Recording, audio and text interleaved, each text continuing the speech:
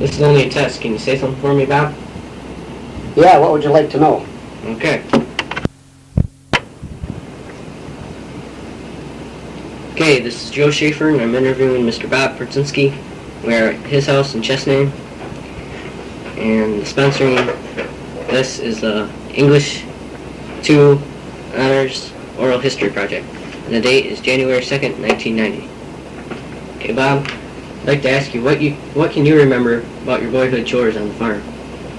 Well, getting up quite early and getting ready and preparing yourself to do a day's work in the fields. Go ahead. What kind of things did you do in the fields? Well, usually your day started by getting up and doing your chores and getting the barn cleaned out, getting your horses ready, and preparing yourself to go out in the field and do work. If it was the spring, you were doing plowing and fitting the fields and getting prepared to put your crops in. Could you describe some of your chores, like milking cows? Like, how did you milk cows? Have to milk. Well, we had about 9 head of cattle. Besides, we usually had hogs, but the cattle, that's what we usually milked. It was about 9 cows. So that's about the milking. How'd you go about milking them? Well, you usually had to wash the udders on the cattle, and then you sat on the right hand of your cow, and naturally you had a pail, and you would milk your cows and then take your milk to the house and put it in a can and put it into a tank with water and cool it and try to get it down to about 40 degrees. And then the truck would come along and pick up your milk and take it to market. And that's the way you took care of your milk at that time. You said something about hogs, like...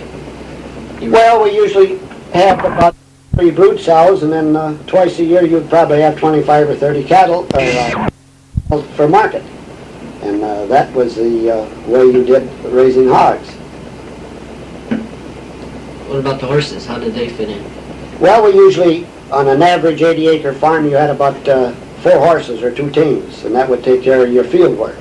And of course you had to clean your horses every morning, clean out your stable, feed them, grain them, and get them ready for field work. What else can you tell me about the horses?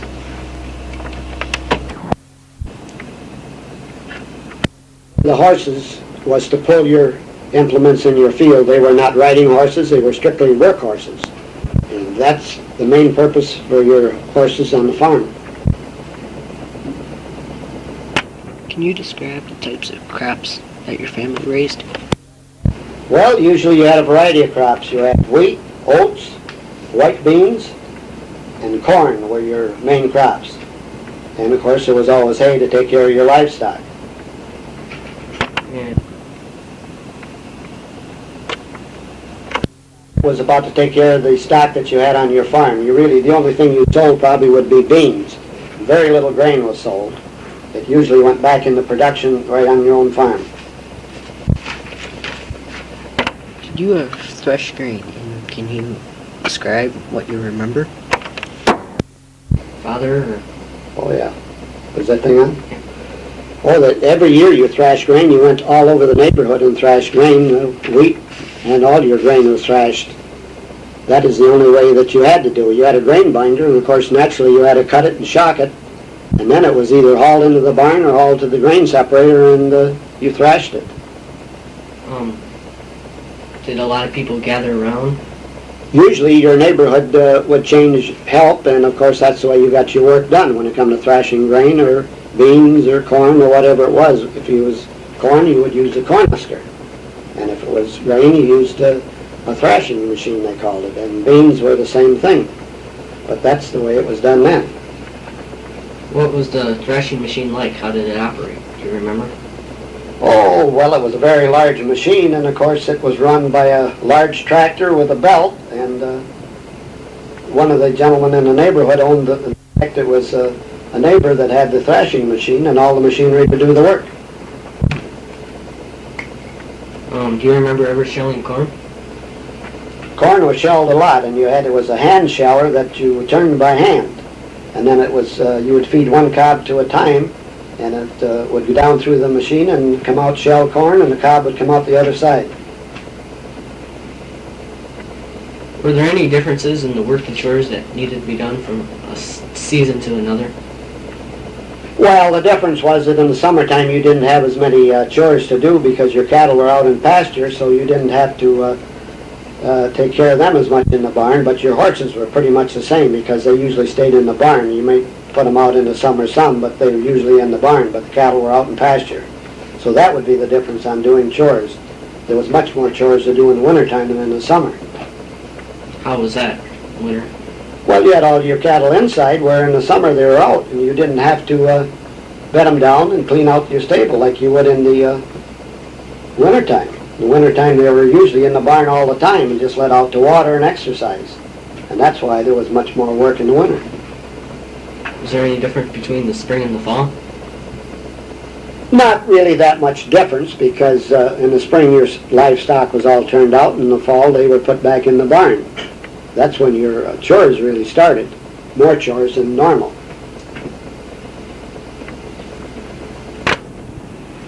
When you were milking a cow, anything ever happen?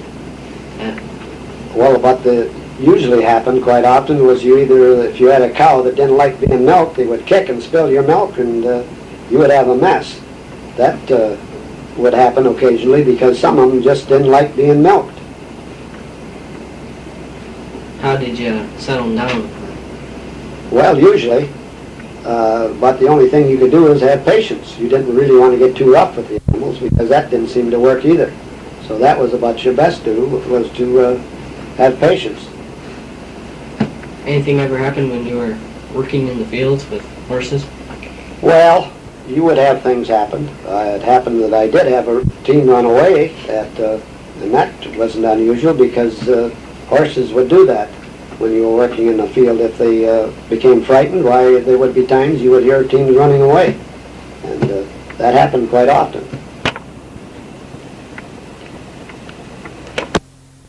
Well, you usually had to go get them. I mean, they usually would stop if they came to a fence or someplace. Why, they would stop, and that would be where you would find them. Could you describe how you took care of the young animals, like in springtime? Did it require any special care? Yes, you had young animals every spring. When your cows would have calves, why, you would take care of them, and the same thing with your hogs. When they'd have young ones, you'd be taking care of them.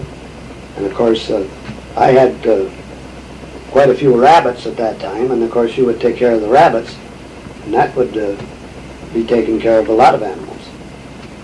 What kind of? Feeding them and cleaning it out and watering them and taking care of, see that they were where they were supposed to be. Now when you feed them, did you feed them like the big ones, or did you have to require them special care? Well, they usually would eat the same as the large ones, only they start small and then they would eat very little, and of course as they grew more, why, they would be eating the same thing as the large animals.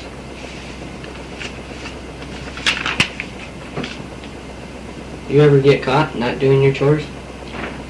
Really not very often because you knew the chores had to be done and that was your job, and if you didn't do it, no one else would, so you usually had them done. So you never ever didn't never do them? Not that I remember, because it was just a job that had to be done, and you done it. And that's the way things were then. I don't know. You just done your work.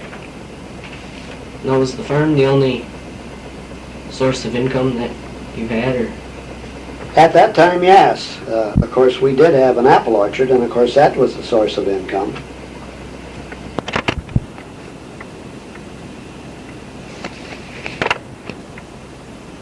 Can you describe what you did in the apple orchard and how much income you got out of that particular?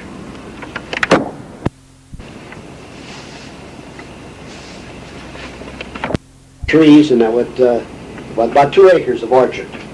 And of course they really took a lot of work because you had your trimming to do and spraying and taking care of your crop until harvest. So you worked in there and... Oh yes, yeah, we did all the work. And actually, we did have a hand spray for quite a while, and then we got to the point where we put on a gasoline engine. and that would take care of the spraying. But it was a lot of work. But of course you did make money on selling your fruit in the fall of the year. How much?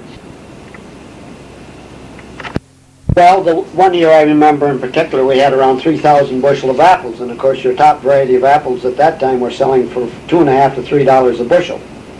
And there was different varieties. You had Spies and Delicious and different. There probably would be 5 or 6 different variety of apples. You had early apples, you had summer apples, and you had fall apples. So that way you were practically busy from July on with apples. So did you take them into town and sell them then? Or? Oh yes, you would take them into Saginaw, or a lot of them you would take out and sell different areas. Take them into town, sell them to stores.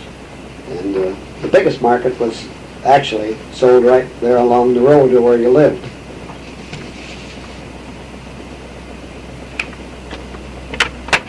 You said toward the beginning that you had to wake up early. What did you consider early? Well, in the summertime, when there was a lot more work to be done, you normally got up around 5 or 5:30 in the morning. But in the winter months, when you were at school and things were not so busy, you normally got up around 7 or maybe quarter after 7 to get your chores done before you went to school. And that's the difference in seasons. So there was really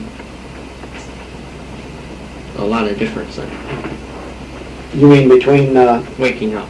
Well, yes, in the summertime and in the winter. And naturally in the winter there was less work to be done. So if you were going to school, all you had to do was get up and do your chores and then go to school. And that made the difference in getting up. So summer was mostly the busiest time. Summer was your busiest time on any farm because that's when all more of the work had to be done. That's when your field work was done. That required a lot of extra hard work. And Well, yes, because you had all your crops to put in and your crops to harvest. So that was your busiest time of the year, and that's when most of your labor was done. In the wintertime, when you didn't do any farm work, well then things were more of a slack time. you said earlier, what did you have to do with that? Well, your barn clean out consisted, if you had cattle, why you would put your manure onto a wheelbarrow and then you would wheel it out on a ramp or some similar to that so you could get your manure away from your barn, because at that time you had to keep your manure away from the barn or normally you couldn't be selling milk. So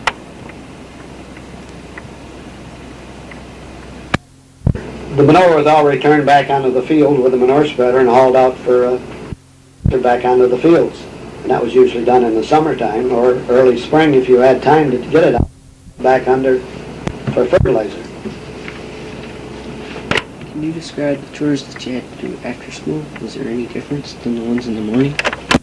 After. What the first thing it consisted of was filling the wood box, carrying in your wood for the supply of wood, which was used mainly at that time for heat and cooking. And you had to split your wood and then carry it in and fill your box. So this is all year long?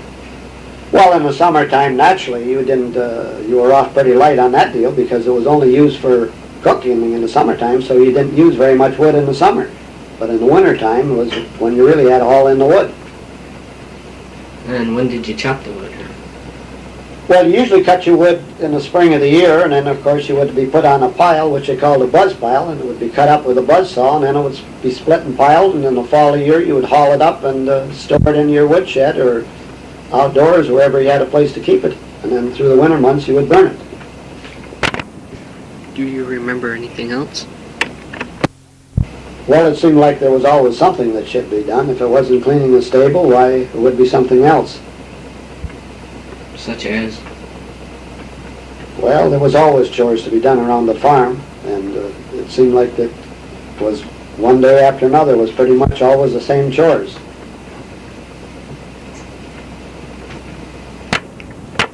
Can you describe the tools that were used on the farm?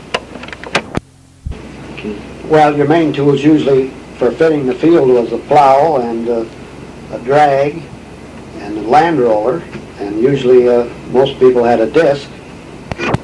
And your other tools were usually mainly planting tools. Can you describe how they worked? Well, your three main tools were used for fitting, and then you had your grain binder, which you used to harvest your grain, and you would have a corn binder, which you used to harvest your corn. And your other tool you would have would be a planting tool to plant your crops.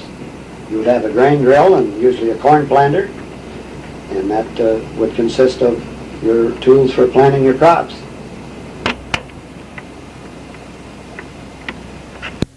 Drawn at that time because you had no tractor and everything was strictly horse drawn. Okay, just a couple to wrap it up. How big was your farm? The farm was 80 acres, but we usually rented from 20 to 40 acres and we worked that along with the 80 acres. How much did it cost you to rent? At that time, most of the people would rent their farms for 1/3 of the return crop. Where was your farm? Farm was located 4.5 miles east of Chesaning on 57.